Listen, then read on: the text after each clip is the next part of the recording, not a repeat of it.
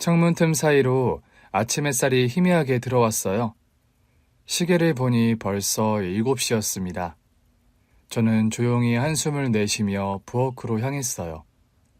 전기밥솥에서 퍼지는 갓 지은 밥 냄새가 은은하게 주방을 감쌌고 프라이팬 위에서는 계란이 노릇노릇하게 익어가고 있었어요. 지글지글 기름이 튀는 소리와 함께 하루가 시작되었죠.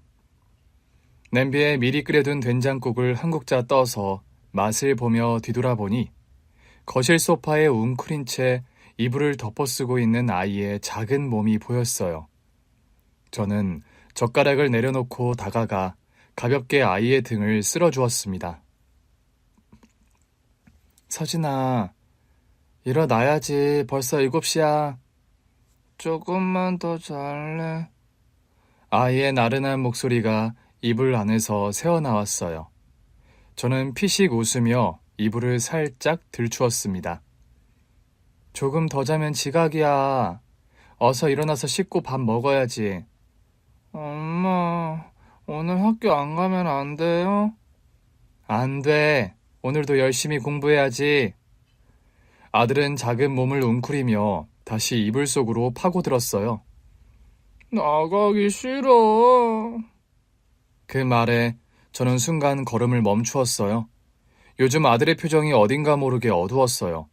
분명 무슨 일이 있는 듯 했지만 아이가 먼저 말을 꺼내지 않으면 제가 묻는다고 쉽게 털어놓을 것 같지도 않았습니다. 저는 부드럽게 아이의 이마를 쓰다듬으며 다시 말을 걸었어요. 서진아, 학교에서 무슨 일 있어? 아들은 한동안 대답하지 않다가 천천히 고개를 저었어요. 아니야, 아무것도. 그 말에 저는 더 이상 캐묻지 않고 다만 따뜻하게 웃어주었습니다. 그럼 얼른 일어나자. 오늘 아침엔 네가 좋아하는 계란말이랑 된장국 끓였어. 진짜? 아들의 눈이 반짝 빛났어요. 그럼 엄마가 정성껏 만들었지. 빨리 씻고 와. 아들은 마지못해 몸을 일으켰어요. 저는 아이를 욕실로 보내고 다시 부엌으로 돌아와 식탁을 차렸습니다. 식탁 위에는 김이 모락모락 나는 따뜻한 밥과 노릇하게 부친 계란말이, 그리고 아들이 좋아하는 멸치볶음이 놓여 있었습니다. 잠시 후 서진이가 씻고 나와 자리에 앉았어요. 아들은 아직 졸린 듯 멍한 얼굴로 수저를 들었어요. 엄마는 안 먹어? 엄마는 서진이 먹는 거 보고 먹을게. 저는 아이가 밥을 잘 먹는지 살피며 조용히 숟가락을 들었어요. 하지만 한편으로는 속이 복잡했습니다. 일이 이렇게 될 줄은 몰랐는데 제 고민의 이유는 바로 초등학교 3학년인 아들의 담임 선생님이었습니다. 지난 3월 개학 이후 아들이 같은 반 친구와 다툼이 있었고 담임 선생님으로부터 연락을 받았던 일이 있었거든요. 저는 상담을 하러 학교에 가게 되었죠. 개학하는 날에는 멀리서 얼굴만 본 것이 전부였는데 학부모 상담을 하면서 처음으로 담임 선생님과 직접 마주하게 되었고 그날 처음으로 아들의 담임 선생님을 제대로 보게 되었어요. 담임 선생님으로부터 전화를 받은 것은 점심시간이 지날 무렵이었습니다. 일을 하고 있는데 휴대폰이 울렸거든요. 익숙하지 않은 번호였지만 학교에서 온 전화라는 걸 직감했어요. 네, 여보세요? 안녕하세요. 서진이 어머님 맞으시죠? 저는 서진이 담임을 맡고 있는 정윤호입니다. 차분한 목소리였어요. 저는 순간 심장이 철렁 내려앉았어요. 네, 선생님. 무슨 일이신가요? 다름이 아니라 오늘 서진이가 같은 반 친구와 다툼이 있었습니다. 아차. 순간 머릿속이 하얘졌어요. 평소 서진이는 성격이 조용한 편이라 친구들과 잘 지내는 아이였어요. 그런데 싸움을 했다는 건 무슨 일이 있었나요? 서진이와 친구가 말다툼을 하다가 몸싸움까지 번졌습니다. 교실에서 있었던 일이라 바로 중지하긴 했는데 서로 감정이 많이 상한 상태라 학부모님께 연락드리는 게 좋을 것 같아서요. 네, 혹시 어떤 이유 때문인지 여쭤봐도 될까요? 잠시 침묵이 흘렀어요. 담임 선생님의 목소리는 조금 조심스러워졌어요. 그 친구가 서진이에게 아빠가 없다고 놀려서 시작이 된 것 같습니다. 그 순간 저는 손에 힘이 빠졌어요. 아빠가 없다고 놀렸다니 순간 가슴이 먹먹해졌습니다. 그래서 서진이가... 처음엔 서진이가 참았던 것 같아요. 그런데 상대 친구가 계속해서 놀리자 결국 먼저 손을 올렸습니다. 아, 그런 일이... 물론 폭력적인 행동은 어떤 경우에도 정당화될 수 없습니다. 하지만 상대 친구 역시 서진이에게 상처가 될 말을 했기 때문에 양쪽 모두 지도할 필요가 있다고 생각합니다. 네, 선생님. 정말 죄송합니다. 제가 서진이와 잘 이야기해 보겠습니다. 아니에요, 어머님. 사실 상대 친구에게도 잘못이 있습니다. 그래서 저는 오늘 두 아이와 학부모님들을 함께 만나 뵙고 이야기를 나누는 게 좋겠다고 생각했습니다. 네. 시간 괜찮으시면 오늘 바로 학교로 와주실 수 있을까요? 저는 당장 일하던 걸 정리하고 회사로 나왔고 아들이 다니는 학교로 향했습니다. 학교에 도착하자 복도에는 아이들이 뛰어다니는 소리가 들렸어요. 저 멀리 상담실 문 앞에 도착하니 이미 한 아이의 부모님이 와 있었는데 서진이와 다툼이 있었던 아이의 어머니였어요. 저는 조심스럽게 다가가 인사를 했습니다. 안녕하세요. 저는 서진이 엄마입니다. 네, 안녕하세요. 그 순간 상담실 문이 열렸고 담임 선생님이 모습을 드러냈어요. 두 분 다 오셨네요. 안으로 들어오시죠. 저와 그 상대 학부모는 천천히 문을 열고 들어갔습니다. 상담실 안쪽에는 서진이와 상대 친구가 나란히 앉아 있었는데 우리 아들은 풀이 죽은 표정이었고 저를 보자 살짝 움찔하는 게 느껴졌습니다. 저는 조용히 서진이 옆에 앉으며 손을 잡아주었어요. 괜찮아? 아들은 고개를 끄덕였지만 말없이 입술을 꽉 깨물고 있었어요. 서진이 얘가 힘이 아주 센가 보네요. 이거 우리 준서 얼굴 어떻게 해요? 긁힌 것 같이 보이는데 흉지면 어떻게 해요? 너무 죄송합니다. 준서야, 나는 서진이 엄마인데 아줌마가 준서 얼굴 좀 봐도 될까? 미안해. 준서 어머님 너무 죄송해요. 제가 치료에 대한 건 다 책임을 지겠습니다. 그때 담임 선생님이 조용히 말을 꺼냈습니다. 준서는 양호실에 먼저 다녀왔고 크게 다치지는 않았습니다. 그런데 오늘 두 아이가 싸우게 된 이유는 어머님들도 들으셨을 겁니다. 아이들이 서로 감정이 상한 상태라 우선 서로에게 사과를 하는 것이 먼저일 것 같습니다. 저는 조용히 서진이를 바라보았어요. 서진아, 친구한테 미안하다고 말할 수 있겠어? 서진이는 주먹을 꼭 쥐었다가 천천히 입을 열었어요. 미안해. 그 말을 듣자 상대 친구도 눈치를 보다가 어머니를 쳐다봤어요. 나도 친구한테 사과해야지. 상대 아이는 멋쩍은 얼굴로 입을 삐죽이며 말했어요. 나도 미안해. 담임 선생님은 그제야 안도하는 듯한 표정을 지었어요. 두 아이가 서로에게 사과를 했으니 이제 다시 화해하고 잘 지냈으면 합니다. 네, 선생님. 저도 신경 써서 지도하겠습니다. 담임 선생님은 고개를 끄덕이며 차분한 목소리로 말을 이었어요. 저는 한 가지 더 말씀드리고 싶은 게 있습니다. 아이들 사이에서 부모님이 계신지 아닌지를 가지고 놀리는 것은 절대 바람직한 일이 아닙니다. 부모님이 한 분만 계시든 계시지 않든 그건 누구에게도 조롱거리가 되어서는 안 됩니다. 담임 선생님이 그렇게 말을 하자 상대 학부모는 난처한 표정을 지으며 자기 아이를 바라보더라고요. 저는 아이들이 다양한 가정 환경 속에서 자랄 수 있다고 생각합니다. 중요한 건 어떤 환경이든 서로 존중하고 배려해야 한다는 점입니다. 그 말에 저는 담임 선생님을 다시 보게 되었어요. 공정하게 양쪽 학부모를 타일러주는 사람. 처음에는 서진이가 먼저 손을 올렸다는 말에 조심스러웠는데 선생님의 태도를 보니 아이들 사이의 감정을 객관적으로 보려는 것이 느껴졌어요. 정말 감사합니다, 선생님. 저는 담임 선생님에게 진심으로 인사를 건넸어요. 괜찮은 사람이구나. 그렇게 생각하며 상담실을 나왔고 담임 선생님의 중재 덕분에 그 학부모와의 일은 잘 해결이 되었습니다. 하지만 골치가 아파지기 시작한 건 그 다음이었어요. 학부모 상담이 끝나고 일주일이 지나면서 저는 일상으로 돌아가고 있었거든요. 하지만 생각지도 못한 문제가 생겼습니다. 서진이의 담임 선생님으로부터 문자가 온 거예요. 처음에는 상담을 했던 학부모들에게 예의상 보내는 인사 정도로 생각했어요. 서진이 어머님, 상담 이후 서진이가 잘 적응하고 있는지 궁금해서 연락드렸습니다. 네, 선생님. 다행히 별탈 없이 학교 잘 다니고 있습니다. 처음에는 그 정도였어요. 그런데 며칠 뒤 또 문자가 왔습니다. 어머님, 퇴근은 몇 시쯤 하세요? 네? 뜻밖의 질문에 저는 잠시 당황했습니다. 저는 보통 6시쯤 합니다.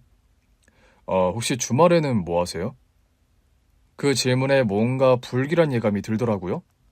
그냥 집에서 쉬거나 서진이랑 같이 보내요. 그러시군요. 혹시 따로 뵐 수 있을까요? 드릴 말씀이 있습니다. 그때부터였던 것 같아요. 저는 선생님이 단순히 담임 선생님으로서 저에게 연락하는 게 아니라는 걸 직감했습니다. 한번 거절하면 끝날 줄 알았지만 연락은 계속해서 이어졌어요. 어머님 잘 지내시죠? 오늘 날씨가 참 좋네요. 오늘 서진이가 학교에서 너무 잘 지냈습니다. 처음에는 서진이에 대한 이야기로 시작하던 연락이 점점 사적인 질문으로 바뀌기 시작했죠. 주말에 시간이 되시면 저랑 차 한잔 하실 수 있을까요? 만나서 할 이야기가 있는데요. 제가 개인적으로 드릴 말씀이 있습니다. 저는 그때마다 조심스럽게 거절을 했습니다. 뭔가 확실하게 칼같이 대답을 하기도 애매한 게 다른 사람도 아니고 저희 아이의 담임 선생님이잖아요. 예의 없이 대하거나 감정을 상하게 하면 혹시 우리 아들한테 어떤 불이익이 있을까 걱정이 되었던 것 같아요. 선생님, 학부모가 선생님과 따로 만나는 건 적절하지 않은 것 같아요. 부담 갖지 마세요. 저는 그저 어머님께 드릴 말씀이 있을 뿐이에요. 말씀은 이렇게 하시지만 선생님도 아시다시피 저는 싱글맘입니다. 혹여나 다른 학부모님들이 오해하실 수도 있고요. 전혀 신경 쓰지 않으셔도 됩니다. 시간이 지나면 모든 게 다 해결이 될 거예요. 점점 저돌적으로 행동하는 담임 선생님의 행동에 부담이 점점 커졌고 상담 이후 무려 한 달이 지나도록 연락이 끊기지 않았어요. 그러던 어느 날 담임 선생님은 더 이상 자신의 마음을 숨기지 않겠다고 선언했습니다. 퇴근 후 집으로 가던 길이었거든요. 휴대폰이 울렸고 화면에는 담임 선생님의 이름이 떠 있었습니다. 한숨을 쉬며 전화를 받았어요. 네, 선생님. 어머님, 이번 주말에 잠시 뵐 수 있을까요? 선생님, 전에 말씀드렸듯이 저는 선생님과 사적으로 만날 생각이 없습니다. 어머님, 저는 더 이상 제 마음을 숨기고 싶지 않습니다. 그 말에 저는 걸음을 멈추었습니다. 네? 제가 어머님을 좋아하는 것 같습니다. 가슴이 철렁 내려앉았어요. 처음 상담하며 대화를 나눈 이후 어머님에게 마음이 갔습니다. 선생님, 그런 말씀은 하시면 안 됩니다. 저도 알고 있습니다. 하지만 더 이상 제 마음을 숨길 수가 없습니다. 손이 떨렸어요.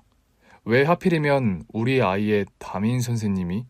그날 이후 저는 불안해졌어요. 이 사실을 다른 학부모가 알게 된다면, 시댁에서 알게 된다면, 서진이가 혹시라도 선생님의 태도를 이상하게 느끼진 않을까? 담임 선생님의 고백은 단순한 고백이 아니었어요. 그 말 한마디 때문에 주변의 시선과 영향까지 고려해야 하는 상황이 되었거든요. 그 고백을 받았던 날, 저는 밤새 고민을 했고 아들의 전화까지 생각하는 지경에 이르렀어요. 담임 선생님이 단념하지 않는다면 내가 이 상황을 피해야 하는 게 아닐까. 그리고 다음 날 아침, 저는 평소보다 더 무거운 마음으로 아들의 등교 준비를 하게 되었던 거예요. 아들은 아무것도 모른 채 환하게 웃으며 아침을 먹었습니다. 엄마, 학교 다녀오겠습니다. 저는 아이의 머리를 쓰다듬으며 억지로 웃었어요. 그래, 서진아, 조심해서 다녀와. 하지만 저는 아이가 집을 나서는 순간까지도 마음이 복잡하기만 했어요. 어떻게 해야 할까요? 이제 정말 결정을 내려야 할 때가 온 것 같았습니다. 서진이를 학교에 보내고 난 뒤 부엌 정리를 마치고 출근 준비를 했어요. 책상 위에 놓인 가방을 챙기면서도 저도 모르게 휴대폰을 확인하게 되더라고요. 담임 선생님의 연락이 올까봐 마음이 불안했거든요. 다행히 아무런 메시지도 없었지만 안심이 되지는 않았습니다. 집을 나서고 회사로 향하는 길, 내내 머릿속이 복잡했어요. 저는 작은 회사에서 격리 일을 하고 있었거든요.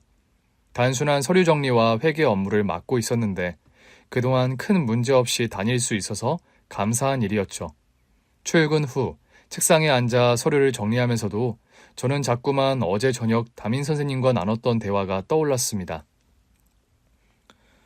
어머님, 저는 더 이상 제 마음을 숨길 수 없습니다.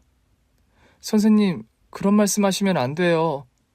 처음 배웠을 때부터 어머님께 마음이 갔습니다.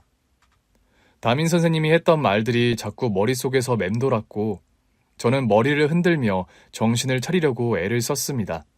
그날 어떤 정신으로 일을 했는지도 모르겠네요. 쌓인 일들을 처리하다 보니 어느덧 퇴근 시간이 가까워졌고 저는 시계를 확인하며 자리에 있던 서류들을 정리했어요. 미진 씨, 우리 요 가까운 데서 한잔 하려고 하는데 미진 씨 시간 괜찮아? 아니, 나는 서진이 데리러 가야 해서. 아, 맞다. 아니, 어차피 시댁에 맡긴 거면 오늘 좀 늦는다고 하는 건 어때? 아니야, 갑작스럽게 부탁드리는 게 좀 죄송스러워서. 나는 다음에 참석할게. 그래, 그러면 그냥 이주임이 날씨도 좋은데 가볍게 한잔하자고 해서 우리도 금 모임이 된 거야. 그럼 잘 들어가고 내일 봐. 그래. 좋은 시간 보내.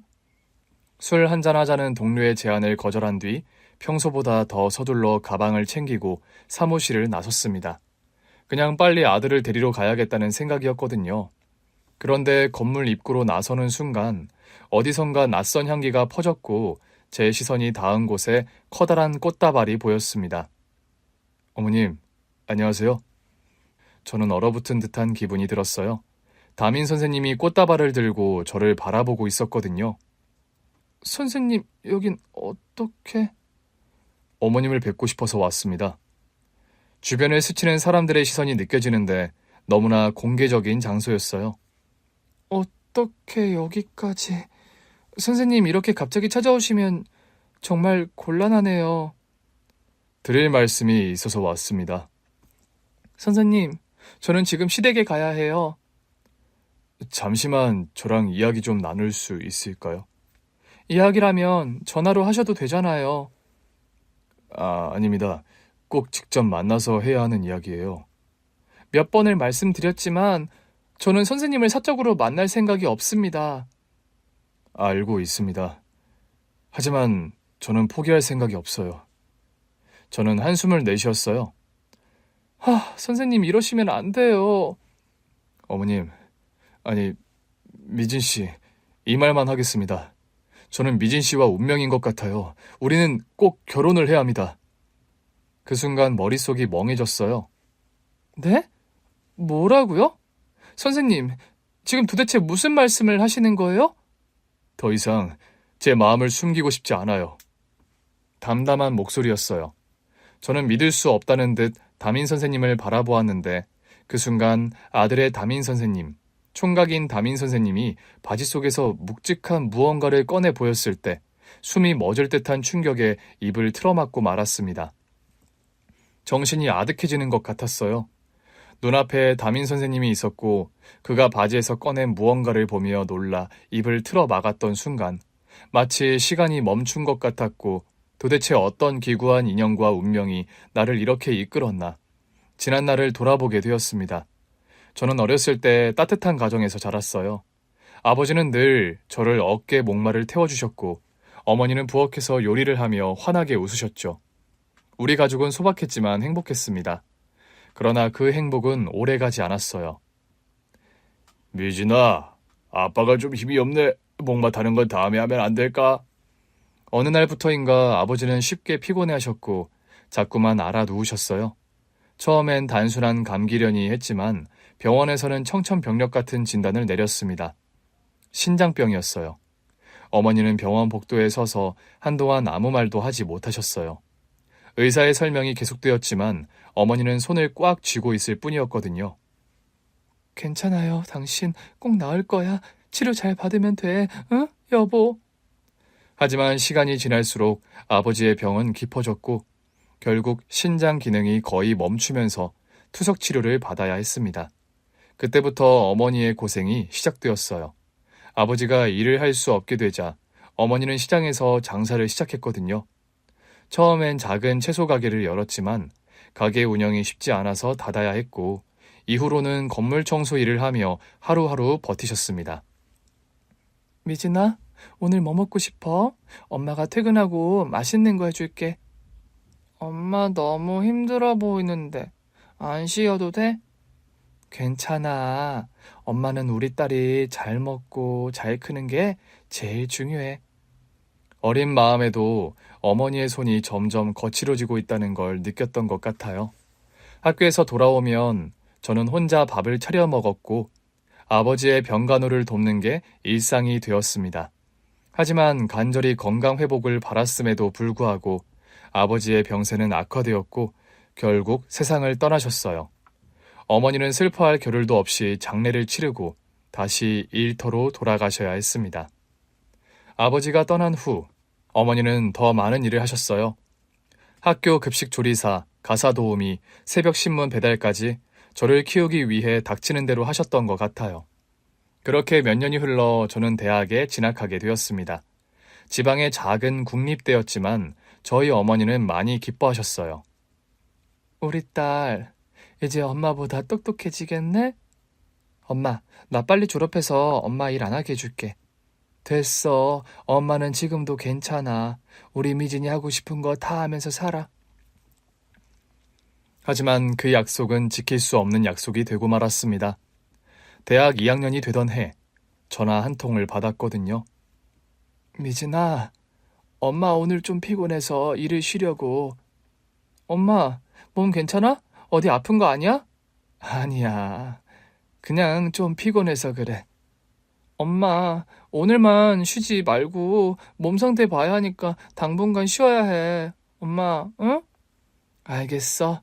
오늘 쉬면 나을 거야. 너무 걱정하지 말고 학교 수업 열심히 들어야 해. 알겠지? 엄마, 내가 주말에 엄마한테 갈게. 그래, 사랑해 우리 딸. 그게 어머니와 나눈 마지막 통화였어요. 다음날 어머니는 새벽 배달을 마친 후 집으로 돌아오는 길에 길가에서 쓰러지셨고 병원으로 옮겨졌지만 끝내 깨어나지 못하셨습니다. 과로로 인한 심장마비였어요. 그렇게 저는 혼자가 된 거였죠. 어머니가 떠난 후 저는 스스로를 보호하기 위해 마음의 문을 닫았던 것 같아요. 사람들과의 관계도 점점 줄어들었거든요. 아르바이트를 병행하며 학교를 다녔고 졸업 후 수도권에 있는 작은 회사에 취직을 하게 되었습니다. 회사 생활은 나쁘지 않았지만 퇴근하고 돌아오면 공허한 뿐이었어요. 그렇게 혼자 살아가는 것이 익숙해지려 할 무렵, 저는 남편을 만나게 되었습니다. 그날 퇴근 후 회사 근처 카페에서 책을 보고 있었거든요.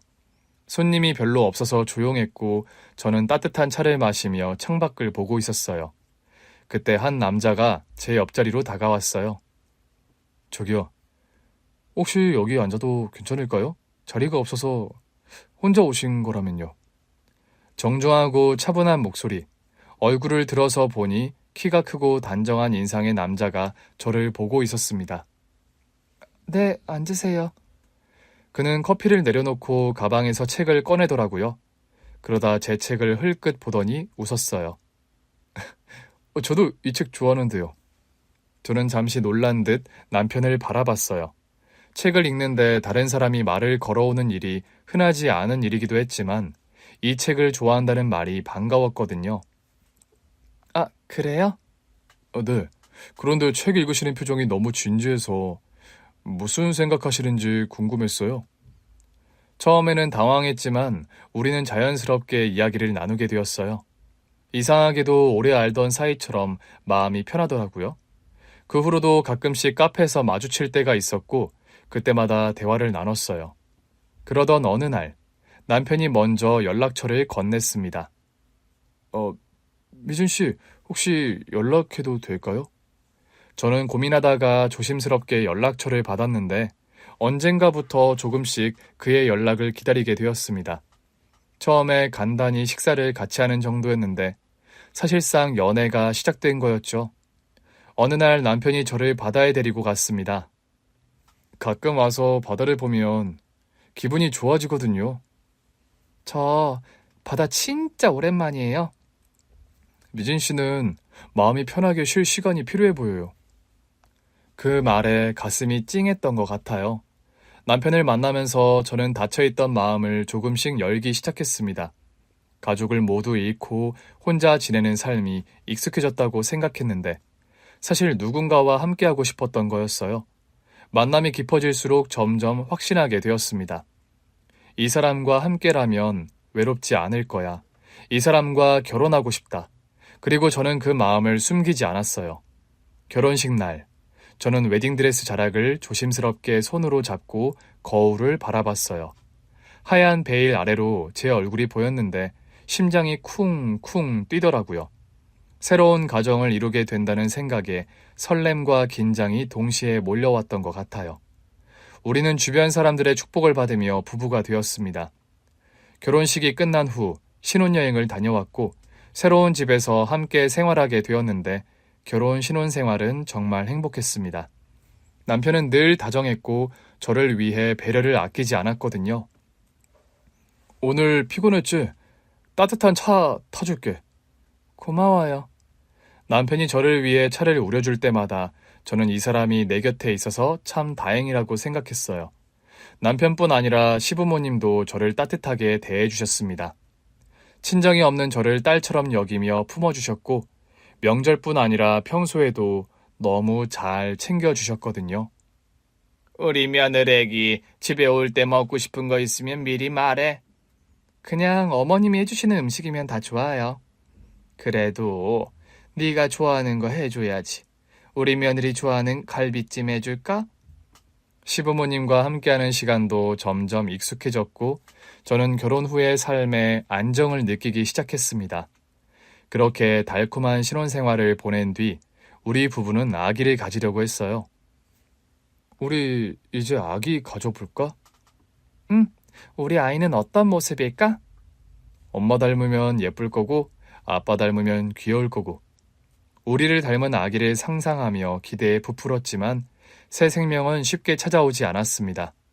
처음 몇 개월은 가볍게 생각했어요. 아직 신혼이니까 천천히 기다리면 되겠지. 하지만 노력을 했음에도 불구하고 1년, 2년이 지나도 아기가 생기지 않았거든요. 너무 걱정하지 마. 우리한테 분명 아기 천사가 찾아올 거야. 응, 나도 그렇게 믿어야지. 병원에도 다니고 몸에 좋다는 음식도 챙겨 먹었어요. 한약을 지어 먹기도 하고 건강관리에도 신경을 썼습니다. 그러던 어느 날 아침부터 속이 이상하더라고요.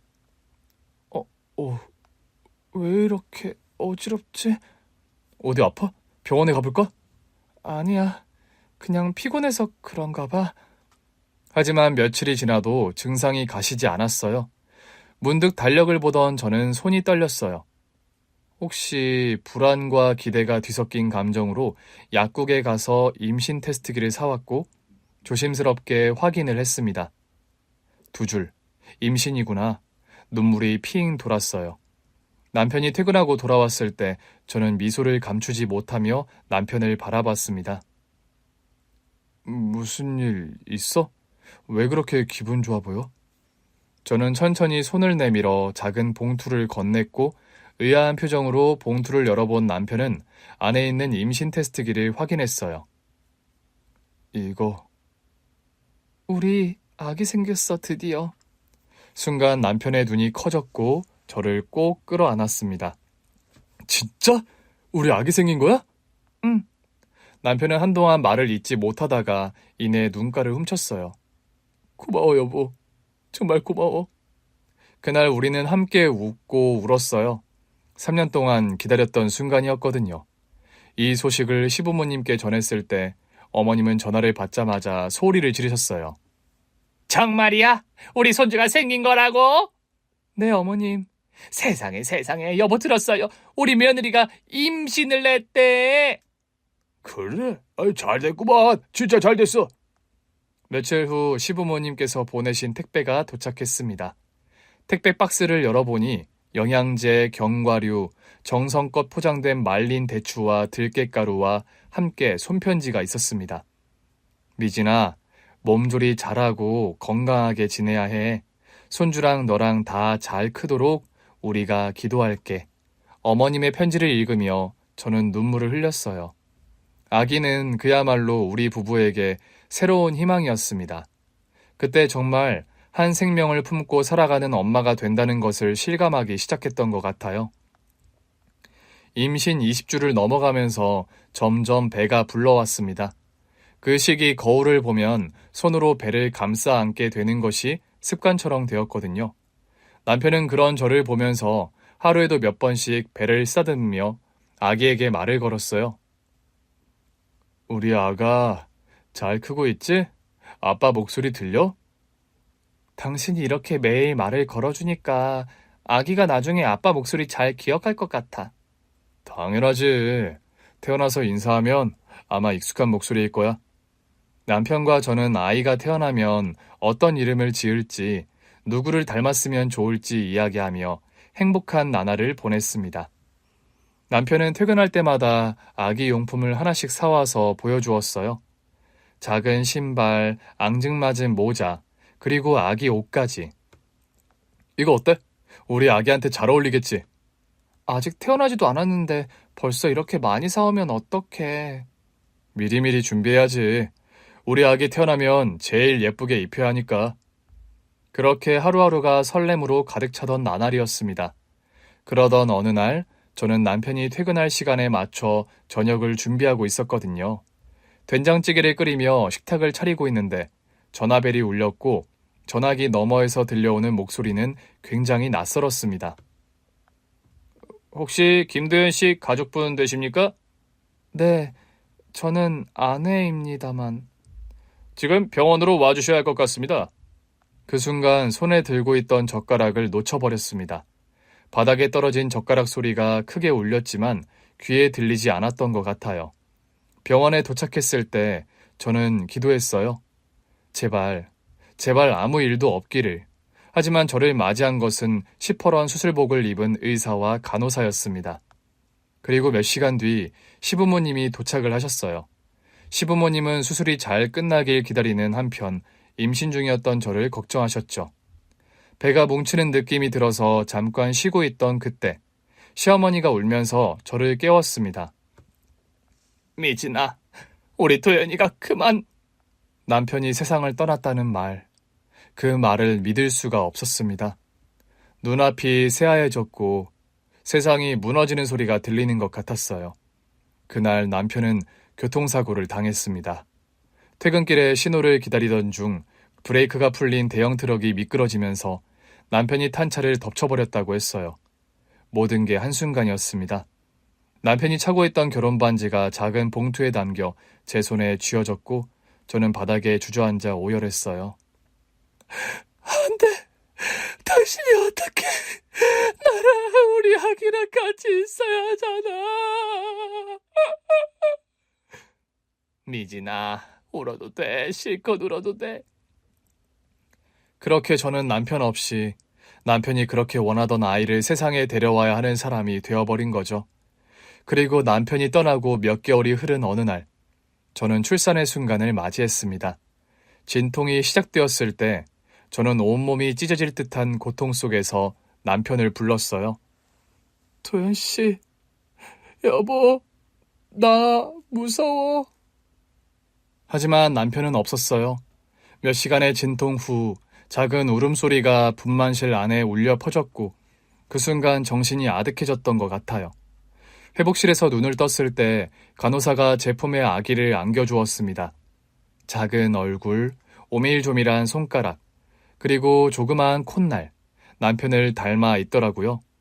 그 순간 하염없이 눈물을 흘렸습니다. 당신이 있었으면 얼마나 좋았을까? 아이를 안고서 저는 남편에게 말을 걸었어요. 여보, 우리 아기 태어났어. 당신이 그렇게 기다리던 아기야. 우리 아기는 갓 태어난 그 아기가 마치 저를 위로하듯 제 손가락을 꼭 잡아주었거든요. 그날 저는 다짐을 했던 것 같아요. 이 아이를 지키고 잘 키워야 한다고요. 하지만 출산 후 혼자 어떻게 아기를 키워야 할지 사실 엄두가 나지 않았던 그때 시부모님께서 조용히 말씀하셨습니다. 미진아, 우리랑 가까운 곳에서 지내는 게 어떻겠니? 너 혼자 애 키우려면 얼마나 힘들겠니? 우리가 도와줄게. 처음에는 혼자 견뎌내야 한다고 생각했지만 아이를 안고 밤을 지새울 때마다 두 분의 제안이 떠올랐거든요. 결국 저는 남편의 고향으로 이사했고 시부모님 근처에 작은 집을 구했습니다. 시어머니는 아기를 보며 눈물을 흘리셨어요. 우리 토연이가 이 아이를 얼마나 기다렸는데. 네가 이렇게 와주니 고맙구나. 제가 오히려 감사해요. 저 혼자였으면 감당하지 못했을 거예요. 그렇게 저는 남편 없는 삶을, 그러나 남편이 남기고 간 아이와 함께 살아가기 시작했습니다. 시부모님 덕분에 저는 일을 할 수 있었어요. 아침마다 아기를 맡기고 출근을 하면 저녁에 돌아왔을 때 시어머니는 늘 미소를 지으며 아기를 안고 계셨거든요. 서진이 오늘 이유식도 잘 먹었어. 엄마 닮아서 입이 짧긴 하지만 그래도 잘 먹으려고 하더라. 정말요? 다행이에요. 시아버지는 아기를 안고 동네를 산책하며 자랑스러워 하셨죠. 우리 서진이 아빠가 없어도 할아버지가 있다. 걱정 마라. 할아버지가 지켜줄 거야. 그렇게 저는 시부모님의 도움 속에서 아이를 키웠습니다.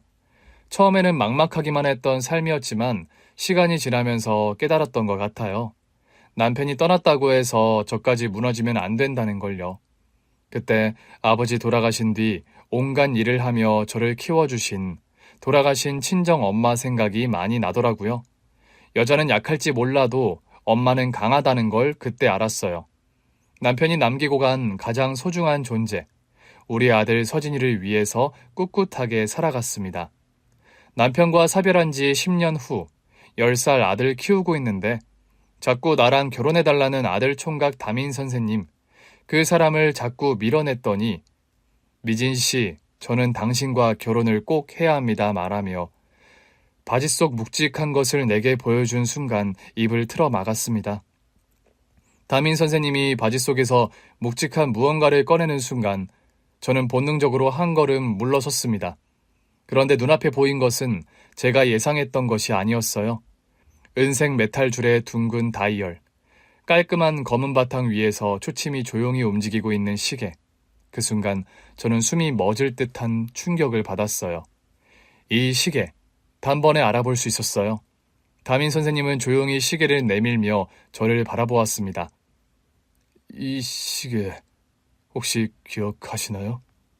저는 입을 떼지 못하고 그저 시계를 응시했어요. 심장이 미친 듯이 뛰었습니다. 바로 남편의 시계였거든요. 남편이 연애 시절부터 항상 차고 다니던 거였고 결혼 후에도 늘 손목에 차고 있던 시계였습니다. 이거 저희 남편 도현 씨 시계잖아요. 네, 맞습니다. 저는 손을 뻗어 떨리는 손끝으로 시계를 만져보았습니다. 손목 줄이 약간 낡아 있었고 다이얼 부분에도 작은 흠집이 보이더라고요. 남편의 생전 모습이 떠올랐습니다. 항상 이 시계를 손목에 차고 다니면서 가끔씩 매만지던 모습. 시계는 굉장히 오래된 거였어요. 남편을 처음 만나던 날도 시계를 차고 있었는데 그때도 이미 낡아 있었거든요. 언젠가 연애를 하던 시기 남편한테 시계가 낡았으니 새 걸 사는 게 어떠냐고 했었는데 남편은 자기한테 엄청 소중한 시계라고 다른 시계는 필요 없다고 했었거든요. 굉장히 아끼는 건가 보다 생각했었는데 그러고 보니 그런 일이 있었어요. 아들이 뱃속에 생긴 지 얼마 안 되었을 때 임신 초기였는데 늘 차고 다니던 시계가 안 보인다는 걸 알게 되었고 남편한테 시계를 어디에 두었냐고 물어봤었죠. 시계? 잃어버렸어. 정말? 언제? 어디서? 엄청 아끼는 거였잖아. 어떻게 찾을 수 없는 거야? 어쩔 수 없지. 정말 오랜 세월 함께한 시기였는데. 그러게. 다른 시계는 필요 없다고 할 정도였잖아. 이참에 새 걸 사는 게 어때? 아니야, 됐어. 시계 살 돈 있음 우리 아기한테 필요한 거 사야지. 뭔 말려. 생각해보니 결혼할 때 당신한테 변변찮은 예물 하나 못 해준 게 이제와 마음에 걸린다. 야, 됐어. 그런 거 다 필요 없어. 그냥 당신이 내 아내인 거, 그리고 당신 뱃속에 우리 아기가 있잖아. 세상 무엇과도 바꿀 수 없는 건데. 그거면 충분해. 그 이후 시계에 대해서는 더 묻지 않았습니다. 그런데 남편이 잃어버렸다던 그 시계가 담임 선생님의 손에 들려 있었다는 사실이 믿기지 않았어요. 이거 제 남편이 항상 차고 다니던 시계예요. 어떻게 선생님이 이걸 가지고 계신 거예요? 담임 선생님의 표정이 복잡하게 흔들렸고 잠시 후 그가 조용히 입을 열었습니다. 이 시계는 김도현 형님께서 저에게 주신 것입니다. 그 순간 머릿속이 하얘졌어요. 남편이 시계를 줬다니 이게 무슨 말일까요? 저는 한동안 말을 하지 못한 채 담임 선생님을 바라보았습니다. 미진 씨, 잠시 저와 이야기 나누실 수 있을까요? 저는 잠시 망설였지만 왜 남편의 시계를 갖고 있는 건지, 혹시 선생님과 제 남편 사이에 어떤 인연이 있는 건가 궁금해졌습니다. 네, 좋아요. 우리는 근처 카페로 자리를 옮겼어요. 따뜻한 커피 한 잔이 놓였지만 저는 손도 대지 못했어요. 담임 선생님은 두 손을 맞잡고 한참을 고민하다가 조용히 입을 열었습니다. 저는 김도현 형님과 같은 고향 출신입니다. 그러니까 여기서 나고 자랐죠. 근방으로 조금씩 옮겨 다니긴 했지만 교사가 된 뒤에도 쭉 여기서 지냈어요. 도현 형님과 저는 꽤 오래된 인연입니다. 저는 사실 부모님을 어릴 때 여의었고 홀로 어렵게 살아가던 아이였거든요. 부모님을 어릴 때 여의셨다고요? 네. 아버지는 제가 4살 때 사고로 돌아가셨고 어머니는 몸이 약하셔서 병환으로 세상을 떠나셨어요. 그 뒤로 저는 친척집을 전전하며 자랐어요. 학교를 다니긴 했지만 사실 밥을 제대로 먹는 날보다 굶는 날이 더 많았어요. 학비를 마련하는 것도 벅찼고요. 도현이 형님을 처음 만난 건 제가 12살이었을 때였는데 이미 형님은 고등학생이었거든요. 동네 꼬맹이가 제대로 먹지 못하고 다니는 게 안쓰럽게 보였는지 먹을 걸 챙겨주었어요. 지금 생각해보면 형님도 다 용돈을 쪼개서 그랬던 것 같네요. 그런 인연이 쭉 이어졌고 저는 중학생이 되었어요. 그때 형님은 이미 대학생이었는데 주말이나 방학에 고향에 올 때마다 저를 챙겨주었습니다. 밥은 먹고 다니는지, 학교를 잘 다니는지요. 저는 그게 너무 신기했어요. 아무 이유도 없이 저를 챙겨주는 사람이 있다는 게요. 남편이 그랬었군요. 그렇게 시간이 지나면서 형님과 저는 가까워졌어요. 저는 형님을 형처럼 따랐고 형님도 저를 친동생처럼 여겨주셨어요. 그런데 고등학생이 되고 나서 큰 문제가 생겼어요. 어떤 문제요? 학비였습니다. 당시 등록금을 마련할 방법이 없었어요. 그래서 학교를 그만둘까 고민하고 있었는데 그때 형님이 저에게 말했어요. 야, 너 계속 공부할 거지? 그때 저는 솔직하게 말했어요. 공부하고 싶지만 돈이 없어서 안 될 것 같다고요. 그런데 며칠 후 형님이 저를 부르더니 그러더라고요. 이제 학비 걱정 안 해도 된다고. 알고 보니 형님이 형님 부모님께 부탁해서 저를 도와달라고 했더라고요. 그 덕분에 무사히 고등학교를 졸업할 수 있었고 장학금을 받고 교육대학교에 진학할 수 있었죠. 그때부터 제 꿈은 초등학교 교사였거든요. 남편과 그런 오래된 인연인 줄은 정말 몰랐어요. 교육대학교에 입학했다고 연락을 했는데 그때 도현 형님이 했던 말이 생각나네요. 언젠가 꼭 보답을 하겠다는 저에게 형님이 그랬어요.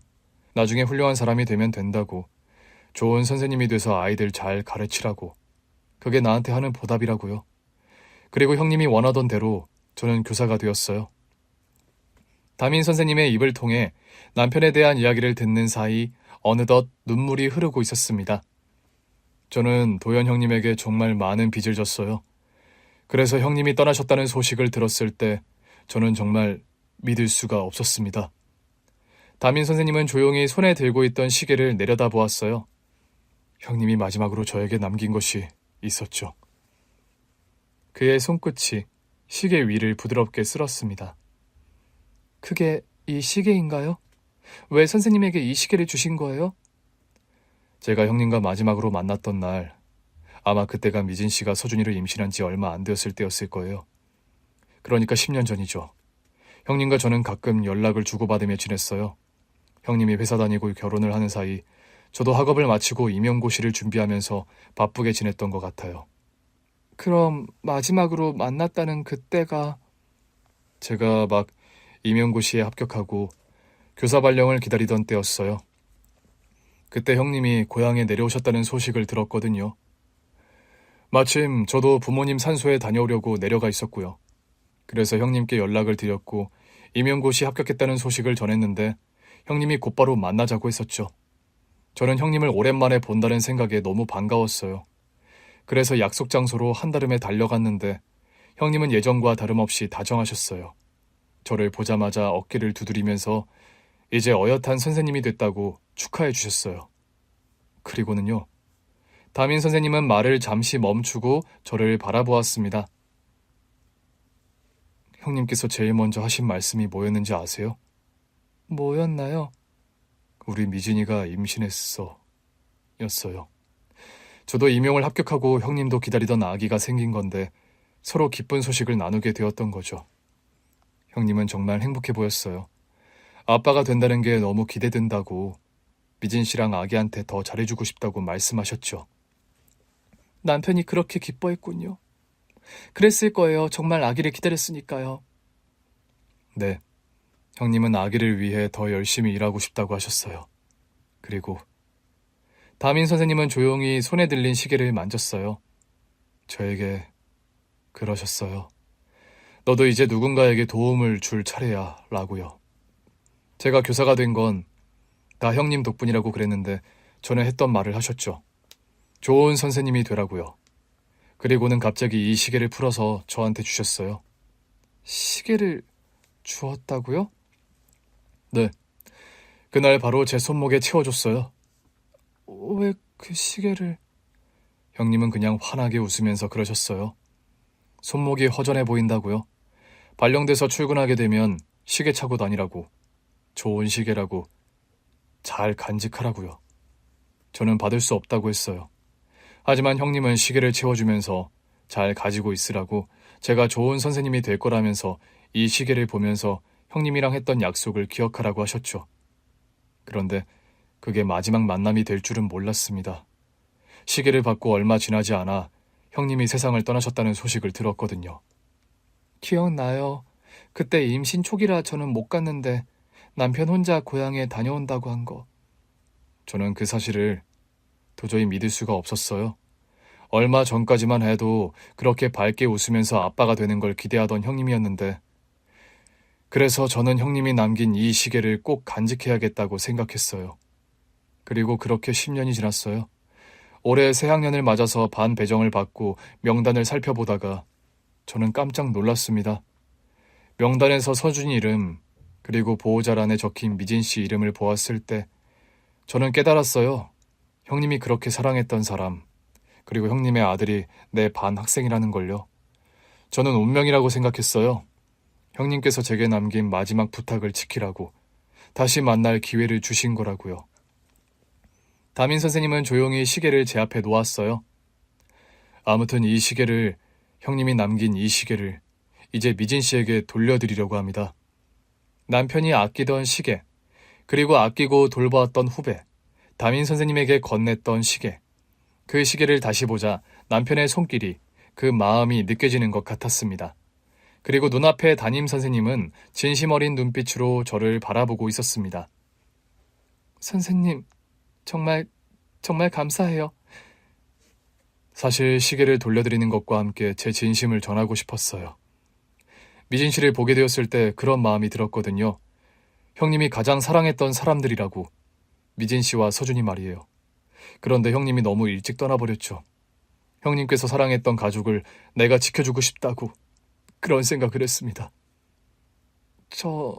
저는 뭐라고 말씀을 드려야 할지. 미진 씨, 저는 진심으로 미진 씨와 서진이를 지켜주고 싶어요. 선생님, 저는 아직 그런 건... 알고 있습니다. 천천히 생각해 주셔도 돼요. 그냥 제가 조금씩 천천히 다가갈게요. 그 말에 저는 조용히 눈을 감았어요. 10년이라는 세월 동안 저는 누구에게도 마음을 열지 않았거든요. 남편이 떠난 후 제게는 오직 아들뿐이었고 저는 아들을 위해 살았어요. 하지만 이 사람은 남편이 어릴 때부터 남편의 믿음을 받았던 사람, 남편이 아끼고 돌봐주었던 사람, 남편의 시계를 받은 사람, 그 사람은 남편에게 받은 시계를 10년 동안 간직하며 저희 가족을 위해 기도하고 있었던 거예요. 그날 이후 담임 선생님은 급하게 다가오지 않았어요. 항상 조심스럽게 제 곁에 있었고 언제든 제 선택을 존중하겠다는 태도를 보였습니다. 그 때문인지 제 마음도 아주 조금씩 열리고 있었어요. 그렇게 시간을 보내는 동안 그런 생각이 들더라고요. 어쩌면 이 사람이, 남편이 제게 남긴 마지막 인연이 아닐까. 하지만 그 이후 1년 가까이 조심스럽게 지냈습니다. 일단 우리 아들의 담임 선생님이었기 때문에 그 해에는 당연히 어떤 일을 만들고 싶지 않았거든요. 1년 가까이를 조심스럽게 대했고 해가 지나 아들이 11살이 되었을 때 시부모님께 조심스럽게 말씀을 드렸어요. 시어머니는 한참 동안 아무 말씀도 하지 않으셨지만 이내 제 손을 꼭 잡아주셨어요. 네가 행복하면 돼. 벌써 10년이 넘었지 않니? 그저 우리가 바라는 건 너랑 서준이가 행복하게 지내는 거야. 나도 그 젊은이가 참 괜찮은 사람 같더구나. 사실 그동안에도 너를 보며 안타까운 생각이 많이 들었어. 아직 젊은 나이인데 우리 때문에 이렇게 메어지는 게 아닐까 하고 말이다. 10년이 지났지 않니? 새로 시작해도 된다.